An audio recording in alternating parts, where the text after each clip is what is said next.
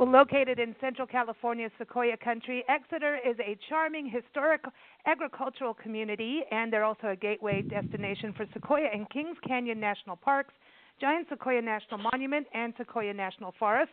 It's a historic downtown that, like, if you go down there, you're going to be eating all day, you're going to be shopping, you're going to be touring. Such a beautiful collection of murals out there as well. It's such a beautiful, all the murals on the walls of the buildings tell the story of Exeter and the region, so definitely something to put on your list when you go to the region. We're excited to have Sandy Blankenship, the Executive Director of the Exeter Chamber of Commerce, join us today on Big Blend Radio's Champagne Sunday show. And she's going to give us a scoop on Exeter's annual garden party and garden walk. Plus, we also have Diane Hayes from the Sequoia Riverlands Trust joining us to talk about spring at Kaweah Oaks Preserve, their wildflower walks, and also this cool kids citizen science event. Awesome. I know. Say that 10 times when you have champagne in your mouth. There you go. Everyone, go to exeterchamber.com and also sequoiariverlands.org. So welcome back, Sandy. How are you? I'm great. How are you guys doing today? We're doing good. It's really good to hear your voice. I know. We get so excited because, today is you want to make people happy day. And the first thing I thought is, Sandy's coming on the show. I'm happy. Because you have one of the happiest voices I know. Don't you think, Nancy? Thank you. You do. True. So is Walter? And she's fun. Exactly, and she's the mama of Walters. Is Big Walter there messing with you? Oh yes, he's sitting in the window. The town He cat. monitors everything. See, I found some really, Priscilla's taking over our Love Your Parks Tour blog, which is a scary thing. Priscilla, our sock monkey, and I was, putting things together, and I just wait. A video is coming out with Priscilla and Walter. It's coming. I have some really good photos of Walter and dashing. They have a relationship. They have a relationship. He's pretty hot. But I want to bring Diane on. How are you, Diane? Welcome. Thank you. I'm doing really well. Thanks for having me on today. Hey, super excited to chat with you and take a look at what's going on in the Sequoia Riverlands Trust. I mean, every time I go on your website, which I want to do more than that, obviously. We've been to Kaweah Oaks Preserve, but many years ago. I'm just amazed at how much land you guys have preserved over the years. It's pretty impressive. Over 30,000 acres now. Yeah, over 30,000 acres. It's pretty amazing. Oh, wow. So cool. And I was saying at the beginning of the show that I remember this there was a quarry, and that you came in and started to restore that. Right, that's our Dry Creek Preserve now, which is just a little bit east of where Kaweah Oaks Preserve is, and it's great. It's just full of trees, and of course right now the creek is running, and it's a really great place to go for a hike, really beautiful, and we do a 5K race there in the spring too. Okay. Yeah. Well, we'll watch. Yeah, that's what I do. I bring my champagne and go, run on. Come on. Exactly. Yeah. I have to take photos. See, that's the best thing about my job. You can get away from the hard work and just take everyone's picture. Right. That's what I always say. Yeah. When they're running the race, they ask if I'm going to run, and I say no. I have to take pictures. That's right. See. Now, Sandy, spring in Exeter, you have one of the most amazing places to be in for spring, because you got wildflowers everywhere in the hills, the rolling hills. You got Sequoia Park in your backyard.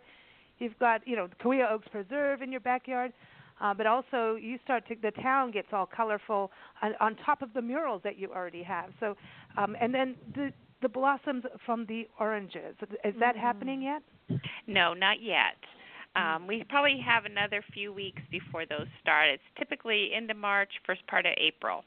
Okay. And then we'll just be an intoxicating, sweet smell. It's fabulous for the first few days.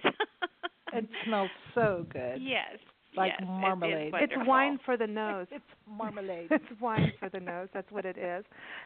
So the whole area, I mean, you guys had a lot of snow up in the Sequoias, didn't you? Oh, we are so blessed for the rain this year. The rain and the snowpack, that's just going to make an incredible difference in our drought-stricken land.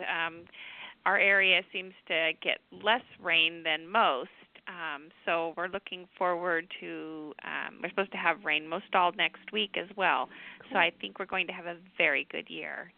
Awesome. That's awesome. It's so good to hear because California's been through the ringer when it's wildfires and floods and drought. So to hear that, here in Tucson, Arizona, which we're only in for less than 20 days now before we hit the road on the Love Your Parks tour, it's amazing to me. We had the same thing happen here in the desert Southwest. In the Southwest, we're in a drought situation too, and now we're going to have a super bloom this year. Diane, do you think you're going to get that out in all these preserved acres that you have? You're going to have a really good wildflower bloom? Yeah, in fact, last week we did a wildflower walk at one of our preserves called Lewis Hill, which is about 15 minutes south of Exeter, and we had the most incredible one we've ever seen. We work with a Forest Service guy who's been doing the walk for 15 years. He said he'd never seen it so good. It was absolutely beautiful, and that's just a start because, as time goes on, we'll have other preserves that are a little bit higher up start blooming, and it should be a really great spring. I can't wait to hit the road, too. And Lewis Hill, I was reading up on that. It is really special because you have two rare wildflowers out there. Right. The adobe lily? They're only in like 5 or 6 places in all of Tulare and Kern counties, and so it's pretty rare. And this year there were just abundance of them, and you get like 5 or 6 flowers on one stalk, and they're teeny tiny little flowers, only about as big as your thumb, but they're so pretty, and they smell really good too. Not quite as good as the orange blossoms, but really, really good.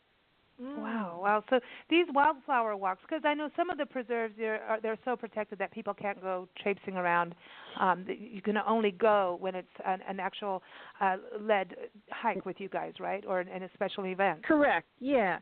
Yeah, like that one we do. But our Kauai Oaks Preserve, now it's not as great for wildflowers, it's more trees, but it's open all the time.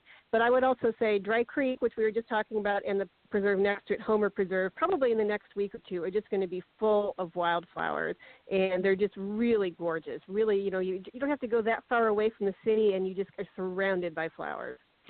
See, I remember in Kauai Oaks, having that kind of like a nice open field, and then having oaks out there, and woodpeckers, and but this is important. You had wild grapes. Now that's important. That's cool. Yes, we do. We still have those. We have wild grapes, yes. And actually elderberries too, which they bloom a little bit later. It'll be more like April, but they're really great too. And we pick them sometimes and we make stuff out of them, including beer. I've heard of elderberry wine, but I didn't know you could make beer. Okay, so you can. Oh my gosh, what is going on with the beer thing in Tulare County, Sandy? It seems like breweries are popping up everywhere. I'm not complaining. No, I know we have a new tap room here in town, and plus a new brewery that's going to begin in Exeter. They're not going to be selling out of the brewery. They're just going to be making the beer, and then they'll be transporting it to the tap room for consumption. And then we have another one out in the country called Rocky Hill Brewing. And they do a lot of their own beers there. And it's, I don't know. And in Visalia, they're just everywhere. So I'm not even familiar with all of them, but they're everywhere. It's quite a boon right now. That's exciting. I mean, when you think about, I was thinking, we've been, with the Love Your Parks tour, and everyone, if you go to loveyourparkstour.com, you'll see that Nancy and I figured out we have been to over 100 parks since the start of our tour. Wow. And I'm in the middle because we basically learned, and it was really part of, being in the Sequoias too, where we learned the importance of not just documenting national park units, but places like Kauai Oaks Preserve need to be documented, and places like, the forests and all this, every piece of land. And this is what I love about Sequoia Riverlands Trust is you guys understand the importance of, those pieces of land, and it all adds up. And so anyway, we're documenting these on a map. So I've got to 60. So every park we've been to has a photo and a little write-up and either a link to an article or a link directly to the park website. And I was going through all this footage, Sandy, from 2012, and I just was looking back at Exeter and then the conversations we've had since 2012. And I'm, amazed, you're changing, you've got the murals, you've had new murals, but now you're changing that to different art installations. You've got breweries. I mean, it seems like Exeter has gone through quite a change in these last, 5 to 8 years. Yes, and I know the mural team is getting ready to embark in a new path that I alluded to the last time we talked. We're going to be adding some sculpture to our outdoor art gallery. Not that we're quitting our murals by any stretch. Before everybody comes writing and going, what are you doing? No. The murals are staying, and they will continue. But we are doing, we're going to add a couple of sculptures to the center of town. We're kind of starting out lightly, so we're getting some prefab type sculptures of a bear that's standing up because of our forest and our parks. They have bears, and then a mountain lion that sits on a big tree branch. Awesome. And they're going to be beautiful. They'll be bronze sculptures, and we're going to put those in a couple of planters right in the center of town at Pine and E. And then the garden club is redoing the planters and going to make them some drought-resistant plants and make them very decorative with some cobblestone and that sort of thing inside of it. So it's going to be a very different look for us, but I think it's going to be absolutely gorgeous when we're finished.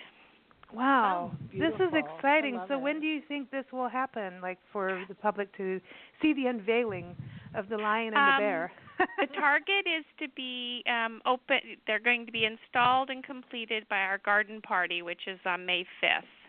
Oh, wow. The sculptures have been purchased, so it's just a matter of they were trying to figure out the bases and what kind of base that we needed to pour, so that we can secure them into the planters. And so that, thankfully, our new city administrator is an engineer, so he has the knowledge, and he's on the mural team now. So he was helping us greatly trying to figure out the most effective way to secure those, because we kind of figured children are going to want to get up near them and maybe even climb on them, so we want to make sure that they're as secure as possible and they won't tip over and cause any harm. Priscilla wants to climb on them already. Yes. Priscilla's already jumping up and down. This is silly. But it's interesting you bring up bears. We know about that going in the park that, don't, so be careful with your food. Put them in the bear trap thingies, not traps, the food box things and all of that good stuff. But mountain lion, I'm really glad you're doing that because people, get silly sometimes about mountain lions, and you should have a healthy dose of respect and all that. But we need to still look at them as an important species and part of the ecosystem, and they're part of the web of life. And Diane, that comes back to Sequoia Riverlands Trust. Isn't that the same thing when you're protecting this land, is allowing like mountain lions to have a part of their habitat, their original habitat?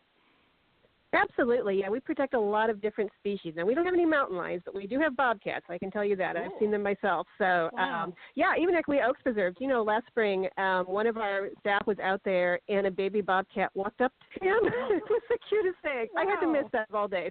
They're so cute. But, again, you don't want to mess with Mom because she's around there somewhere. Yeah. But, it's all about protecting species. That's where a lot of the land we protect that's even in other counties has species like kit fox and things that are endangered or burrowing owls. And so that's what a lot of this land is put aside for. Even insects we've done before, because they do have a beneficial effect on certain things. Yeah.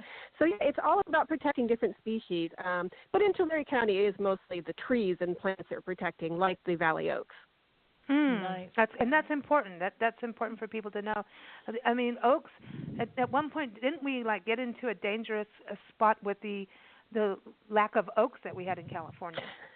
Right, yeah, and I mean it's still endangered because we were in drought for so long. Many trees didn't make it because groundwater levels have been dropping thanks to drought and other factors, and so it's a real target of ours to make sure we find ways to preserve these and keep them going. We know there's going to be a lot of challenges in the future, but we're trying to find ways to keep them going.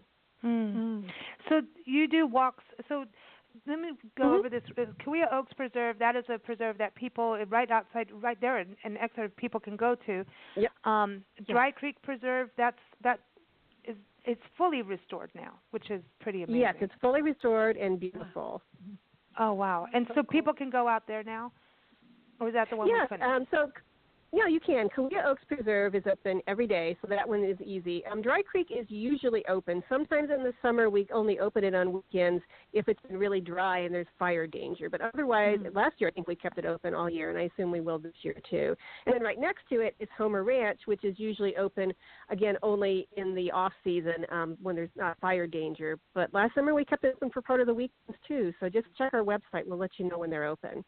And then Dry Creek Preserve, this is where you have your own native plant nursery. That is super cool. Yes, we do. Yeah, we do a lot of growing native plants for our own preserves, and also a lot more industry is interested in that kind of thing now, where they would like to plant native or at least drought-tolerant species of plants. Because we all know, we have to be water-wise. We have to save water. So people are looking into that more and more. And, I think people had that idea that it's not pretty. I mean, you're in Arizona. You know that idea that it's not. It's all dry and icky looking, but it's not true. There's all kinds of beautiful plants and blooms that go all year round, and it's really a great little place. So we only open that occasionally to the public, but a lot of what we are supplying with is for industry or other places like SRT that are doing some restoration. That's really cool because, when the more people do that, then it creates another ecosystem that kind of bridges, the environmental gap between city and preserve. If everyone started doing that. Yeah, I think that one thing people notice a lot and ask us a lot about is they've heard this thing about having a corridor for butterflies, especially monarch butterflies. So a lot of people come in looking for milkweed, and I can't remember the exact species, but there's actually a kind that you should use. A lot of nurseries sell different kinds, but there's one that is specific that the monarchs really actually like. So, yeah, we're happy to get that and sell it to people because then we do create that corridor so they can come from wherever they're going down to Mexico or to the California coast and give them a place to have respite.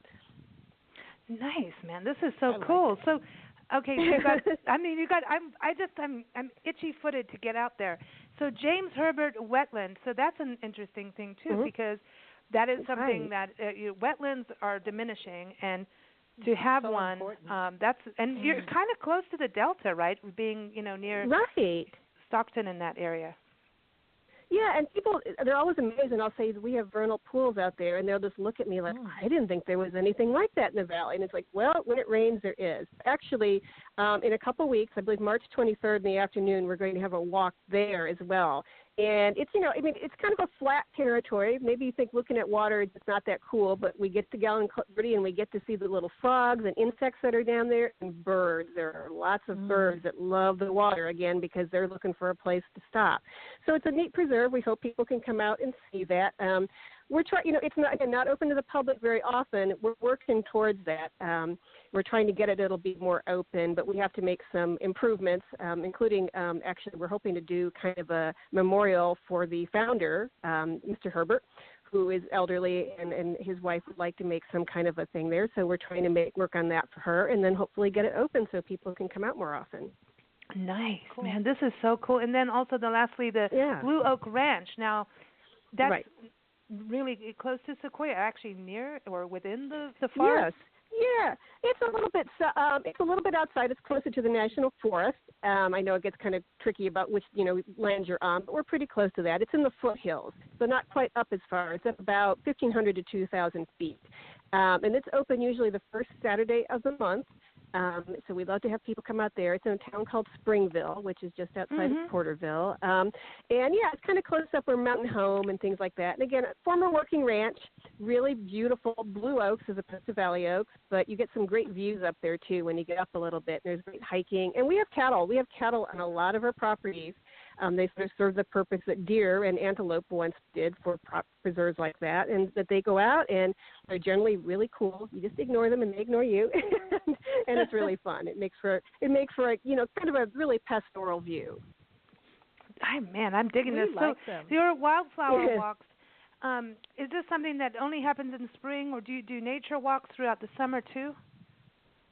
Not so much in the summer. It's a little too warm in the summer generally. Yeah.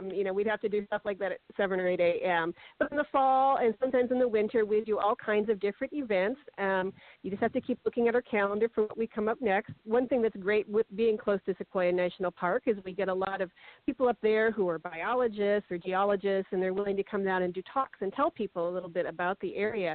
So we often have things with them that they can do. And we do field trips. That's a lot of what we do. do, actually. We do a lot of education with kids.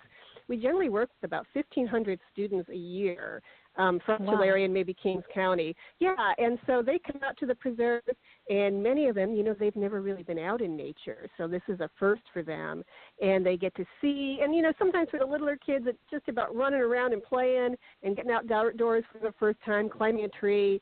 Older kids, they really get to learn about science and doing things and finding, future careers options even. So it's a very fun thing. We love working with the kids. See, this kids. Nice.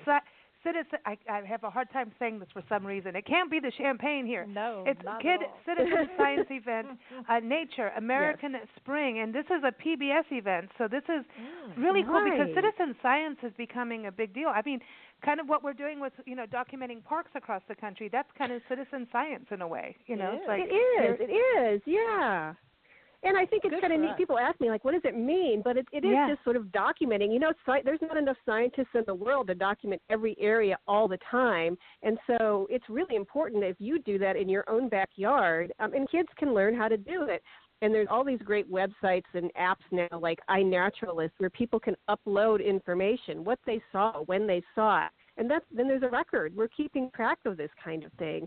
So it's really fun.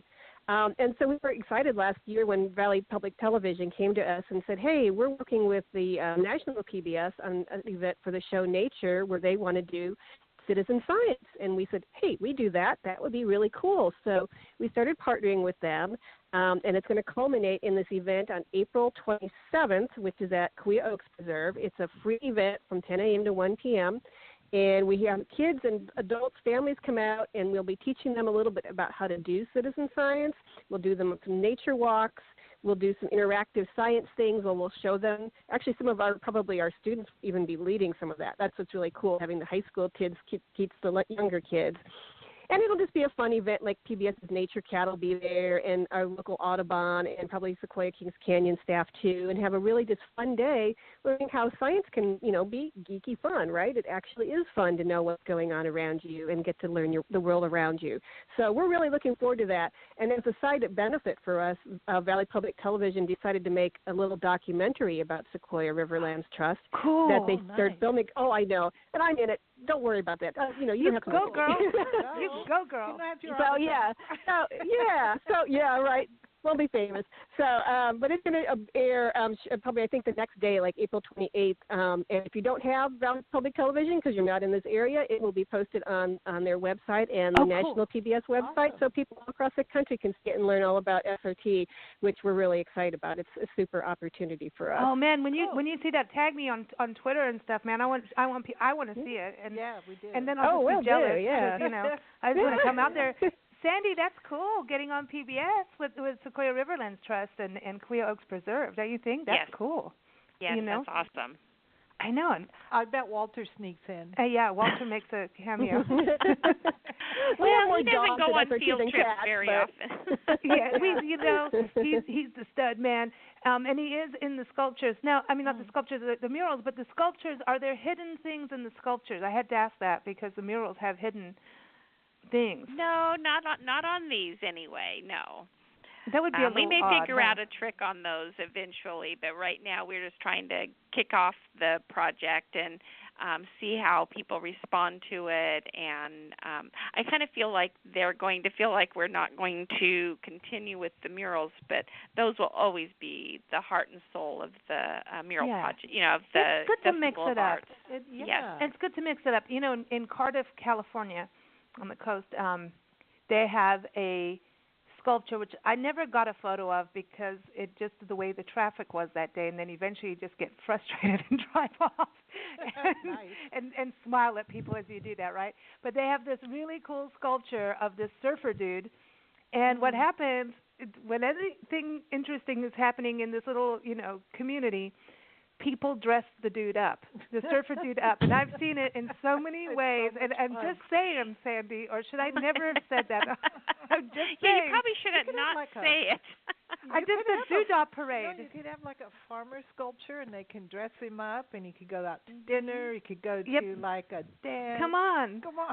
There could be all kinds of things that we move forward with as we explore this new option. But yeah, nothing is off the books, you know. I mean, we're not going to discourage anything. However, we don't necessarily want the bear dressed up and stuff. But yeah, you might put a bow on him at Christmas time or something, you know. I know. That's cool. I know. I'm just the surfer dude needed covering up. The surfer dude is really classic. Except they put a tutu on him once. I know, that's funny. I'm sorry, but anyway, it's just a whole different culture. But the other thing too, the painted rocks. You've talked about that on shows. Is that still going on, where people can look for people's painted rocks in the flower beds of downtown Exeter?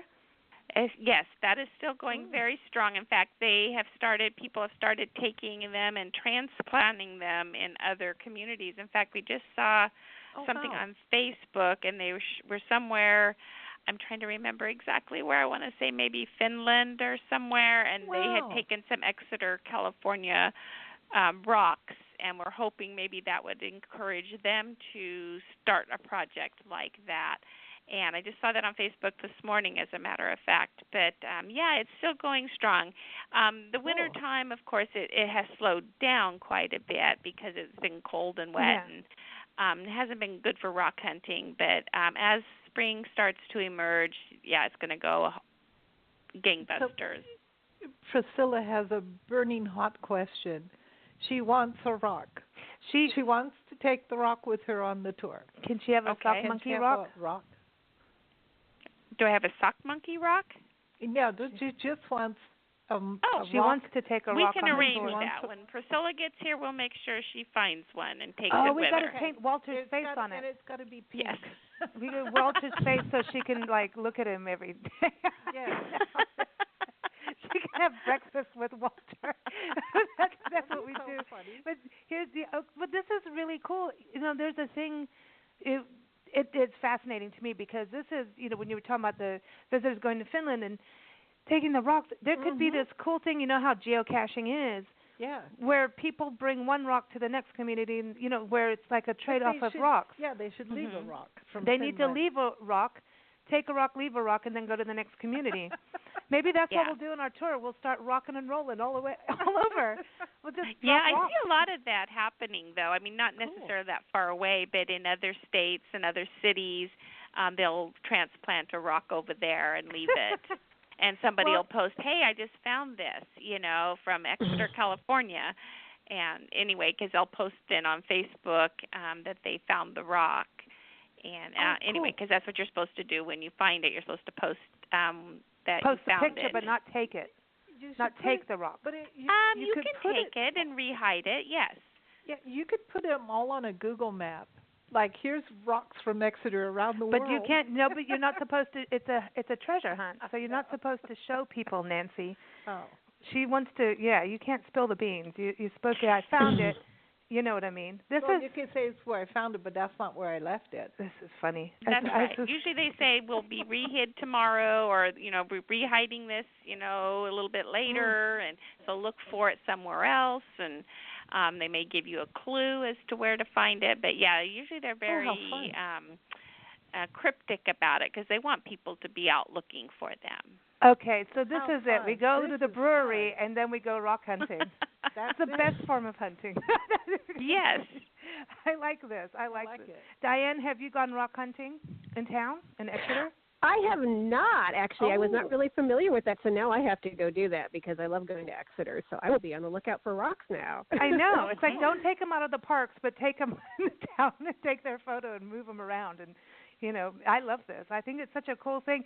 And now, the walk you have, so you're unveiling the sculpture. May 5th is the unveiling, right, of the sculpture? May 5th? Yes, that'll be the official kickoff on that. I mean, obviously they'll be installed before that, hopefully, and so everyone will be seeing them. But that will be the big to-do for it when we do our garden party, which is our only fundraiser for the murals and arts in Exeter. And then May 11th, right around Mommy's Day time, right? You're doing your Full Bloom 2019 Garden Walk. Awesome. And so this is cool because people get to walk? It's all downtown, so people walk to different homes and look at everyone's gardens and go, It's I not told you she necessarily planted downtown. that. Yeah, it's not necessarily downtown, but it's all within, in Exeter or around. Sometimes we have some country homes and that want to show off their gardens. Cool. One place that we're showing off this year, just to kind of bring awareness to it, is one of our newer chamber members. It's called Mustard Seed Acre. They've taken a piece of vacant railroad property right next to the railroad that's just been kind of a weed patch for umpteen years, and they have converted that into the most beautiful, whimsical garden area. They sell fresh fruits and vegetables, which they buy from other local vendors, and then they're going to start a community garden project where people can come, work in the garden, and take fruits and vegetables home with them. But they have turned this piece of property. They were our Beautification Award winner this year because they had this vision of doing this type of urban garden. However, they didn't have to make it so cute. I mean, it is so nice. They just did such a phenomenal job. So we're really excited about having them in town. It's just right down the street from the chamber. But if you knew the property before, it's quite a project. And this family did most all the work, and it's been a labor of love for them, and we really want to see them do well. And now they're starting the community garden project where the community members can get out and help manage the vegetables and different things, and they can pick what they want to plant. They can help decide that, and then they get to take fresh fruits and vegetables if they come out and help maintain it. That is so cool. This is very cool what's going on. Yeah, I like that. I like that. Nice. I'm looking at the rocks. Are you? I'm on Facebook. It's are you Exeter moving Rocks. one? It's Virtually moving a I'm rock? joining the group. I'm looking at it. Exeter Rocks, and there's one with this little. They're all set up for St. Patty's Day with little giraffes eating, or they have a 4-leaf clover in their mouth. There's all these cool things. So my thing is, are they going to do rocks that are like Easter eggs, and then kids are going for Easter rock hunting? Well, we do have an Easter egg hunt in town at the city park, but I'm sure they'll have some Easter-themed ones as well, and I think painting a rock like an Easter egg would be a lot of fun. I'm sorry, I just got all excited about this. We're going to have to bring you a rock with Priscilla's we're going to bring you some. Yeah, we're going to do this. Now, the other part, how many gardens do you think there is on the tour this year? We currently have 2 confirmed. One is Mustard Seed Acre, and then the other one is the owner of Whistle Stop, her home garden. She's been on it a few years back, but she's totally refurbished her garden, changed it all up, so she was anxious to show it off. So that's the 2 we have so far. Very cool. She's got good food. Yeah, I was going to say start with breakfast there before you go on the garden walk, because that's a great place to have that going on. So, man, always good stuff happening in Springfield. And so so you got you've got orange blossoms. I don't know why I'm saying apples. I'm looking at rocks with apples on it. But anyway, my mind has just gone into Rockland, You've got wildflowers out at Kauai Oaks Preserve, and also this amazing Kids Citizen Science Day, and a lot going on. The garden walks, there's always something. There's beer in town and everything as well. Exeter rocks. Exeter does rock. I love this.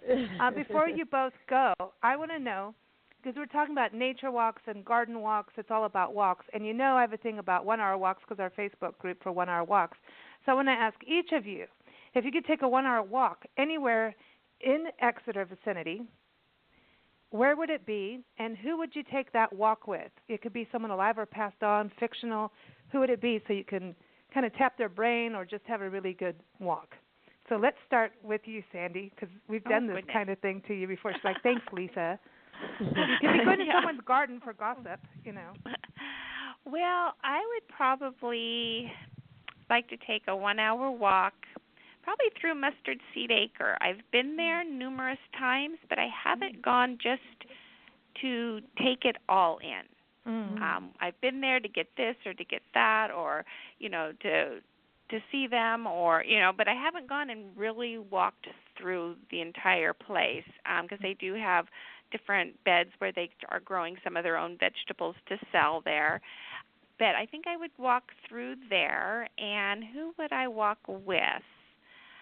I would probably take my granddaughter. She's just walking now, and I would like to introduce her to what it is to grow your own vegetables, and just because there's lots of things there for her to see. They have a new baby goat named Tulip. I mean, there's just all kinds of things that would be of interest to a child as well.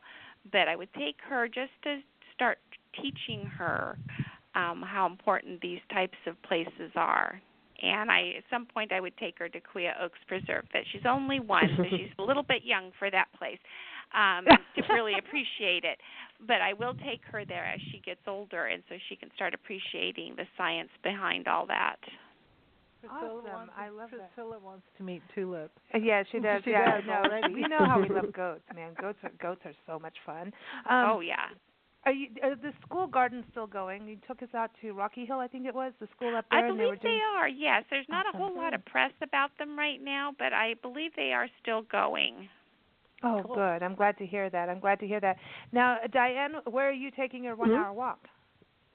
Well, I was thinking, with the orange blossoms about to bloom, I would love to just go walk through an orange orchard and just take in the smell and the beauty of the blossoms and hear the bees buzzing. That would just be like my ideal hour. And, of course, I would take my dogs. I have 2 corgis because they go everywhere with me. They're my walking buds. Awesome. I have 2 corgis, yes. I love corgis. Yes. They're crazy dogs. They are. They are crazy. They are crazy. I love them, and they go everywhere. But, of course, they would love to go to Quia Oaks Preserve, too, because they've been there many, many times, and they just love it there. In fact, I've got pictures of them sitting in front of the sign that we've put on our website and stuff before because they just this is the coolest place. They just love it. Awesome. I dig that. Now I want honey wine. I don't even know what that tastes like, but I want honey wine because I'm thinking of those orange blossoms. I know, you can smell it. I guess that would be mead, actually, wouldn't it? I've had orange mead. Yeah, Yeah, I've had mead before. Yeah, What am I not thinking? It is National Mulled Wine Day, I know. ladies. That's what you're doing. Well, yeah, you put all those cinnamon sticks and fruit, oranges, lemons, make your own wine. Don't spill it. Oh, good. Fine. All right. Okay, before you go, you both have to give us your champagne toast. That is, the thing of the day. So what are you toasting to, Diane? I'm toasting to this wonderful rainy winter that we're having. It's been amazing. I love all the rain, and I love the wildflowers that are coming from it. So I'm super grateful for that. It sounds like you do need mulled wine now, though. What are you toasting? What are you toasting to, Sandy? I am going to toast to the new direction our Festival of Arts is taking. I think it's going to be an exciting adventure, and I'm looking forward to being in on the ground floor of this. I think it's going to be exciting for our community. I think so, too. I think, and it adds, we've done a few art walks in our time, quite a few, actually, and in Exeter, we always talk about Exeter because what you've done with the murals and how that has really done something very cool for the town. It's very, very positive. And then some places, they have it where part of their art walk is the architecture, the architectural styles, and there's these different things. And for the visitor, when you have different kinds of art to look at when you're walking, it makes you slow down and you start to go, oh, well, let's go see this kind of art. I've never seen this kind of thing before. So just on that side, as a person that loves to do walks through towns and things like that and see different pieces of art, I think it's exciting to have something new and different. I do, and I love the murals, and I want to keep them there too. I'm just saying, it's really cool to add something new, Yeah. You got to have a different style of pizza once in a while. I'm just saying. Well, we've got to keep it fresh. Exactly. We've got to keep it fresh. We want people to continue to come and visit our community, and we don't want them to say, oh, I've already been there, done that. So come on down and take a look at this in a couple of months. I love it. So good to hear from both of you. Thank you both for joining us. Again, everyone, keep up with Exeter. Go to exeterchamber.com. They've got a calendar on there. They also have a page dedicated to the murals, and you can learn more there. And also go to sequoiariverlands.org, and that is where you can find out more. They have a calendar on there, too, and that will keep you up to date with wildflower walks and runs and the Kids Citizen Science event. What date is that? April? Just again, April 27th. April 27th. It's a Saturday. Awesome. Awesome. Thank you both for joining us. We're going to play a special song for you. It's called Going to California. You guys know that song. But this version's coming through Hawaii, because why not? This is from Makana, one of our favorite guitarists. He's a slack key guitarist, one of the top in the world, and it's from his album Ripe, because we're thinking about all that beautiful fruit you guys are growing out there too, and elderberries for beer and wine. So here it is, Going to California. Thanks, ladies. Thank you. Thank you. Bye, take care. Bye. Bye.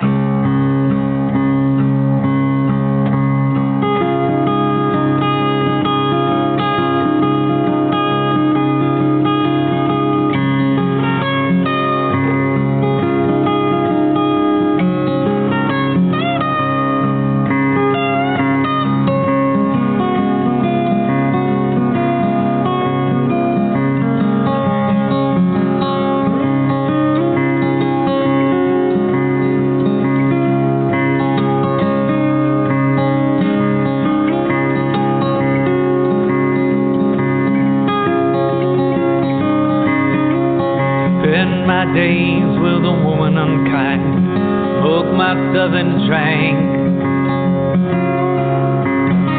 all my wine, made up my mind, I'm making a start, going to California with an aching in my heart.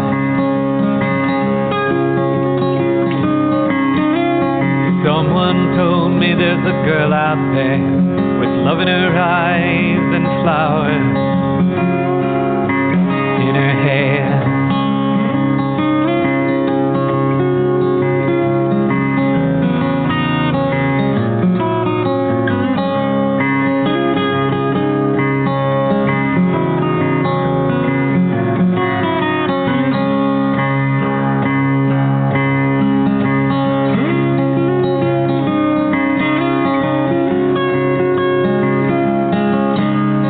Took my chances on a big jet plane.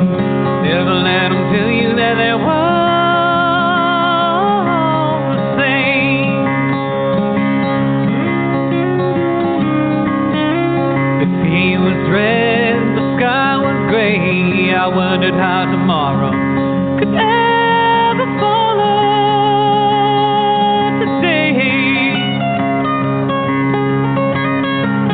Mountains and it can't start to tremble and shake. Children of the sun begin to awake. Seems like the wrath of the gods gonna punch on the nose and install on the floor. I think I might be sinking.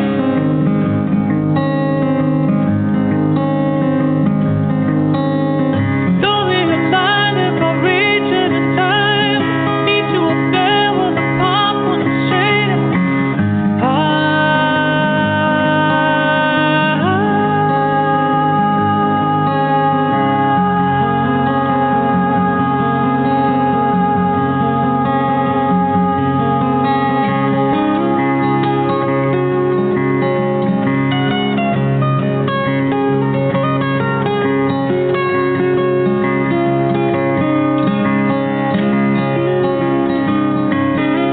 To find a queen without a king, say she plays guitar, she cries, she sings. Ride a white mare in the footsteps of dawn, trying to find a woman who's never, never, never been born.